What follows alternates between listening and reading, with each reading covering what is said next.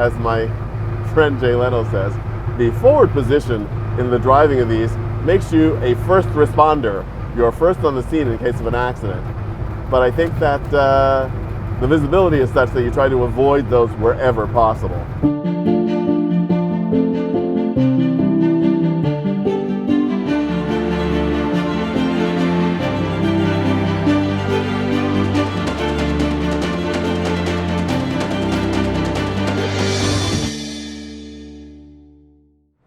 The VW bus is iconic. Best known certainly here in the US as the original hippie van. But this vehicle has a very long history, and to start with, it should be known that VW always referred to this as the station wagon. Now, it came in many, many forms. The transporter, the combi, and the microbus, as well as a camper and even an ambulance. And they also made pickup versions of it. It's really a very interesting adaptation of the platform, and it's funny to think about the fact that, of course, Chevrolet, when they planned the Corvair, they also did the same variations of utility vehicles based on the Corvair.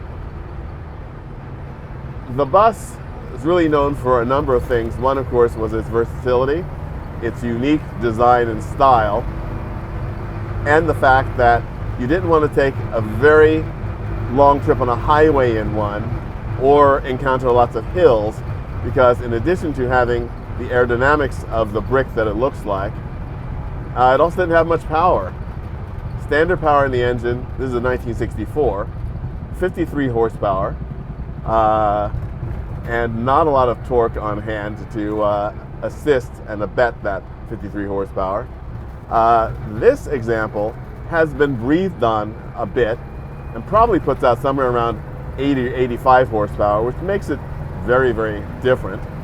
The other thing, of course, is just fun to think about are the options that you could get.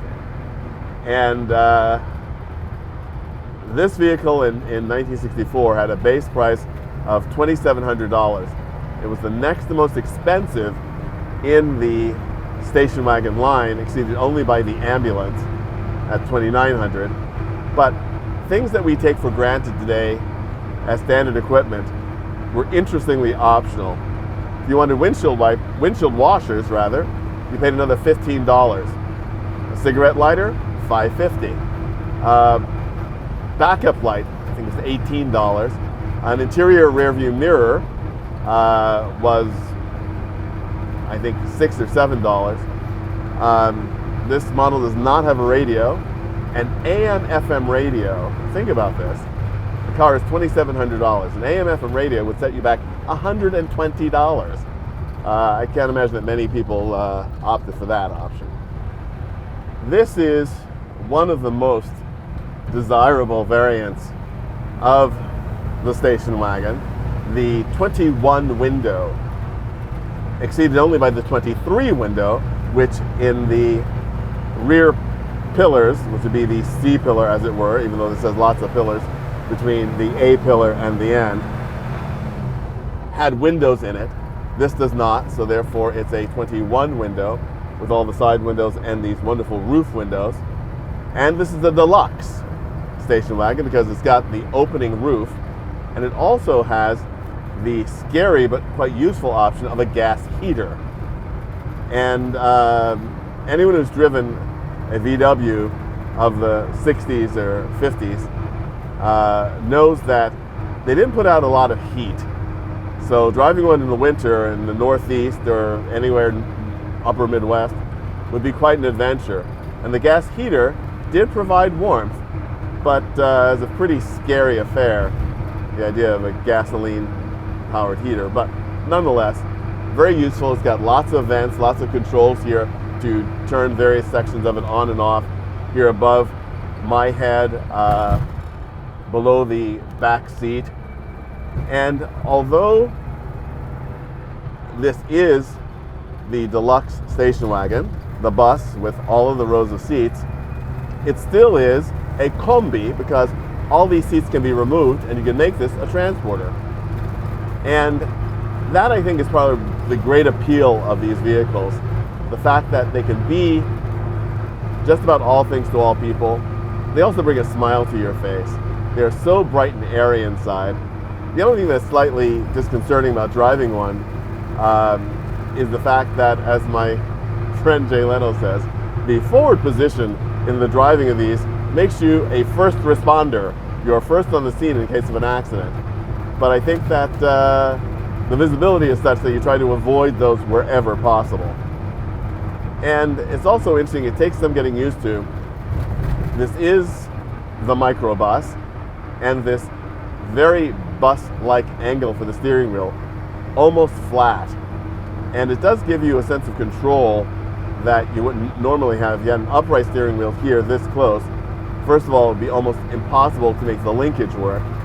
But the flat nose means that you have to have a steering column that goes straight down in order to actually control the steering rack.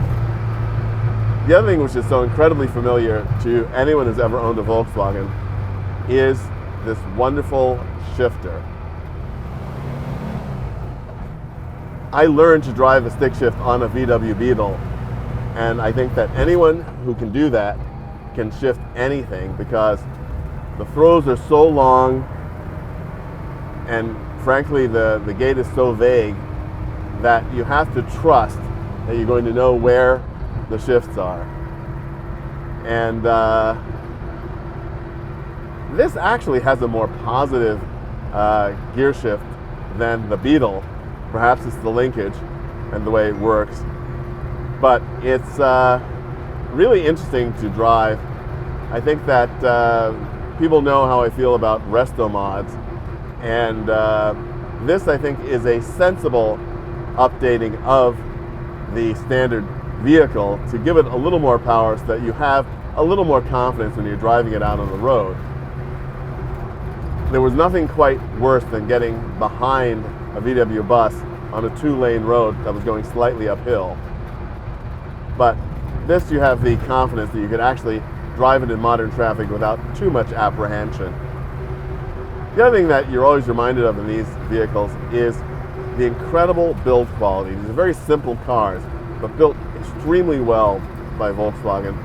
And while certainly the comfort features in the interior are not what we expect in a modern minivan or an SUV, the carpets sort of sit on top of the bare metal floors, and there's not a lot of upholstered surfaces in here to absorb sound and give a sense of plush. It is a very functional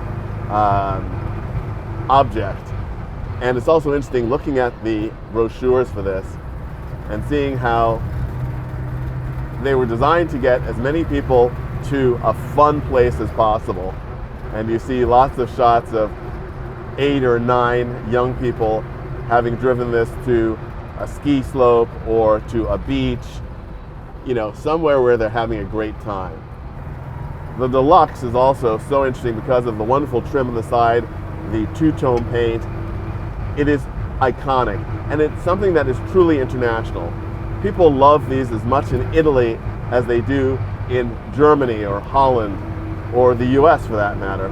And the fact that VW is coming out again with a new version of the bus, the station wagon, and an all-electric one this time, guarantees that they'll have lots and lots and lots of people who will look at the vehicle simply because of the emotional pull that they have to one of these.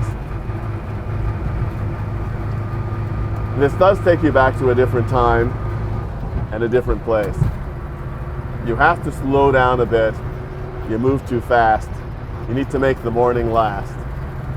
So it's a great thing to do in a VW bus.